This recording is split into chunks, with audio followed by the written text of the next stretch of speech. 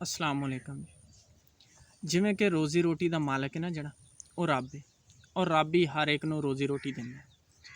पर जे अगर बंदा उहदा दिता ना खावे तो वह फिर हुलत्थियां नाल भी खुआ दिंदा।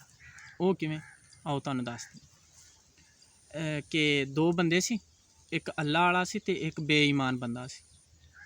वो अल्लाह वाले ने जदों गल कीती ना कि रोज़ी रोटी का मालक है ना जिहड़ा वो सोहना रब है, वो हर एक नूं रोज़ी रोटी दिंदा। तो वो जिहड़ा बेईमान बंदा सी ना उन्हें कहा नहीं जी इस तरह नहीं है, असी तो अपना ही कमाने और अपना ही खाने। उन्हें कहा नहीं पागला, रोज़ी रोटी का जिहड़ा मालक है ना वो रब है, वो हर एक नूं रोज़ी रोटी दिंदा।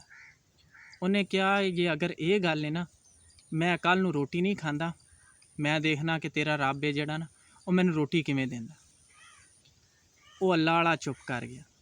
अल्लाह वाले ने दिल के अंदर ये दुआ की कि यह मालके कुल रोज़ी रोटी का मालक तो तू ही है, पर यह बंदा नहीं मनता, हुण तू जान तो ये जाने।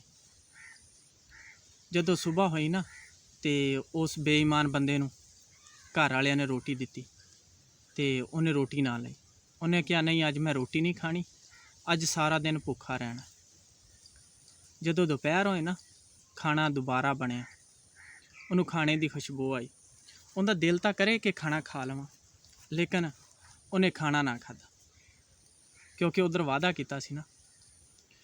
तो उन्हें कहा कि जेडे बाकी का हुण वक्त है ना 2-4 घंटे 5 घंटे ये किधरे दूर जाके गुजारने, बाहर जाके गुजारने, ताकि ना घर होवांगे तो ना रोटी की भुख लगेगी। उन्हें की काम किया कि एक ना दूर दराज जंगल च चला गया जिथे बंदे बशर नामी का कोई ना नाम ही नहीं सी, कोई बंदा बशर नहीं सी। रस्ते के अंदर टुरया जाता की वेखदा है कि दो ना टिफन पै ने उत्थे। टिफना नूं खोलदा है ना, एक दे अंदर रोटी हुंदी ते दूसरे दे अंदर चावल बिल्कुल ताज़ा पक्के हुए कि जिवें हुणे किसी ने पका ते ना रखे ने।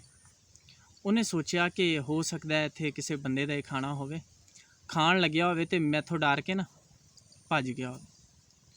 उन्हें थोड़ी देर वेख्या की वेखदा है कि उन्होंने ना घोड़ियां दे पैरां की आवाज़ सुनाई देंदी। वो डाकू हुंदे ने। उन्हें कहा भी हो सकता है जिहड़े घोड़ियां वाले आंदे पे ना खाना इन्हां ने रखा होवे ते खाण आंदे पे होण। उन्हें की काम किया कि जल्दी जल्दी उठ्या, नाल ही लुक के बह गया।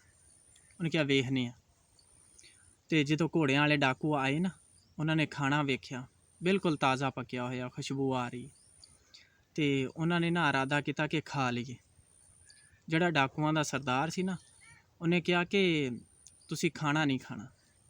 वो कहंदे कि सरदार जी खाना ही है, खा लैने, कुछ नहीं हुंदा। उन्हें कहा पागलो ही अगर किसी ने इहदे विच जहर मिलाया होया तुसी खा लोगे तो मर जाओगे।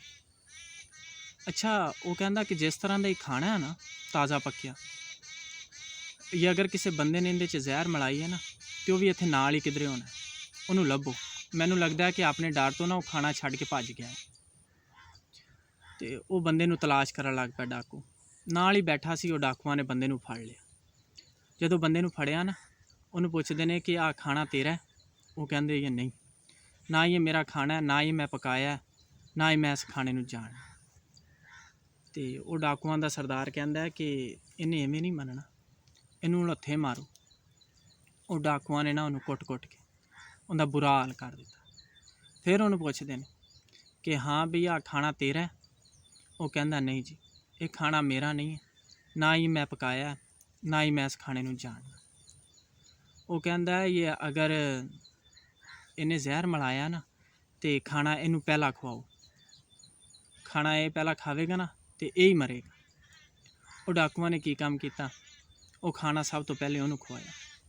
वो बंदे ने खाधा ना तो वो ना मरिया। फिर वो खाना सी जिहड़ा वो डाकुआं ने भी खाधा।